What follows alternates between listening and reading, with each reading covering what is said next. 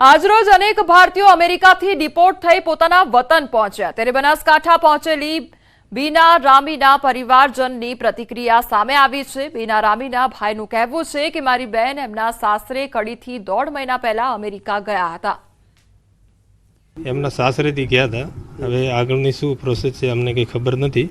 એમના પતિ દ્વારા ત્યાંથી ગયેલા છે। હવે આગળ પાછળ શું છે અહીંયા તે કડીથી જ ગયેલા છે। કેટલા સમય પહેલા? હમણાં 1.5 મહિના પહેલાં જ ગયેલા છે। બાકી આગળ પાછળ શું અમને કંઈ ખબર નથી। અમારી દીકરી હતી એટલે અમે અહીંયા લાવી અને સુરક્ષિત મળી ગઈ છે। તો આ તરફ માણસાના બોરુ ગામે પહોંચ્યું ન્યૂઝ 18 અને અમેરિકાથી પરત ફરેલું ગોહિલ પરિવાર પરત ફર્યું છે।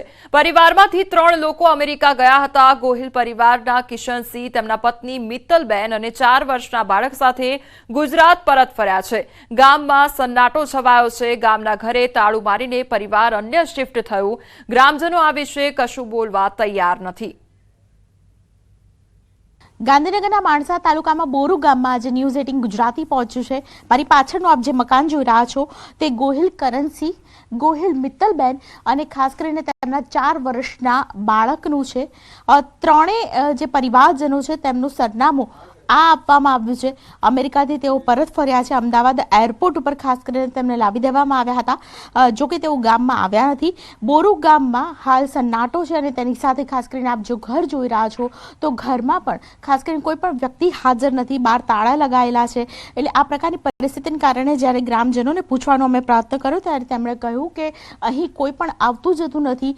ખાસ કરીને પરિવારજનોમાં બા બાપુજી અહીં રહે છે પરંતુ તેઓ પણ આજે હાજર નથી।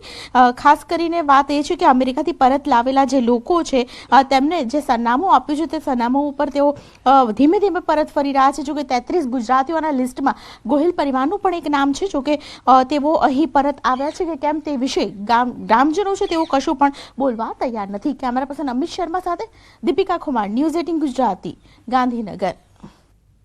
હવે આગળ વાત કરીશું મોતની ગટર વિશે।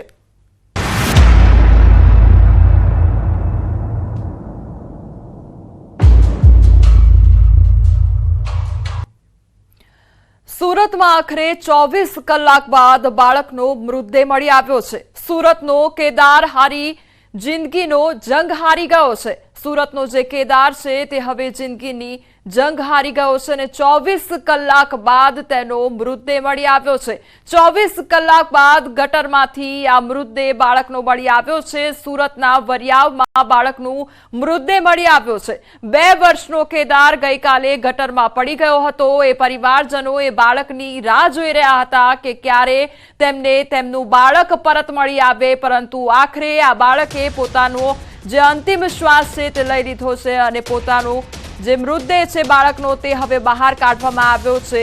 સતત કેટલાય કલાકોથી તંત્ર દ્વારા ભારે જહેમત બાદ આખરે આ બાળકનો મૃતદેહ બહાર કાઢવામાં આવ્યો છે।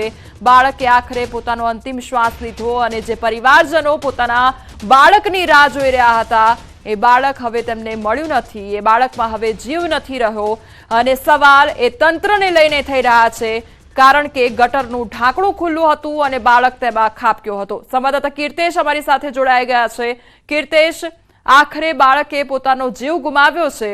કયા પ્રકારની પરિસ્થિતિ છે હાલ ત્યાં આગળ?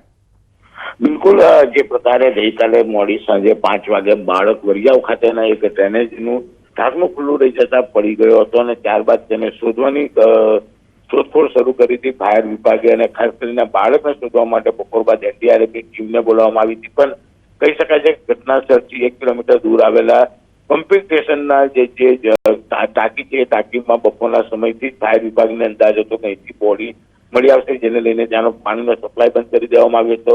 પ્રેશર મારીને જે ડ્રેનેજો છે તેને સાફ કરવાની કામગીરી શરૂ કરી હતી અને કમ્પ્લીટ 24 કલાક બાદ બાળકનો મૃતદેહ મળી આવ્યો છે। જોકે જે પ્રકારની ઘટના હતી અને ગઈકાલે સાંજે 5 વાગ્યા બાદ બાળકની શોધખોળ શરૂ કરતા આજે બપોર સુધી ન મળ્યું આવતી તેને લઈને પરિવારને ચોક્કસપણે આશા હતી કે બાળક હવે જીવિત નથી, પણ તેના મૃતદેહ માટે પરિવારના લોકો રોડ પર બેસીને વિરોધ કરી રહ્યા હતા। તંત્રની ચોક્કસ ભૂલ કહેવાય। તંત્રના પાપે એક માસૂમ બાળકને પોતાનો જીવ ગુમાવવાનો વારો આવ્યો છે। ખાસ કરીને બાળકનો મૃતદેહ મળી આવતાની સાથે જ પરિવારમાં કહી શકાય શોકનું મોજું પડી વળ્યું છે અને જે 24 કલાકથી બાળકની રાહ જોવાથી આખરે આ બાળકનો મૃતદેહ મળી આવ્યો છે, જેને જીવતા હોય તેવી આશા હતી। પણ જે પ્રકારે ડ્રેનેજમાં પડ્યો હતો અને ડ્રેનેજમાં પાંચ ફાટ સુધી કાદો અને ગેસનું પ્રમાણ વધારે છે. બાળક જીવી તો ન હોય તે શક્યતાઓ પ્રબળ બની હતી, પણ હવે જ્યારે મૃતદેહ મળી આવ્યો છે ત્યારે પરિવારમાં શોક સાથે કહી શકાય કે પરિવાર ઘટના સ્થળે પહોંચ્યું છે અને રડતું જોવા મળી રહ્યું છે.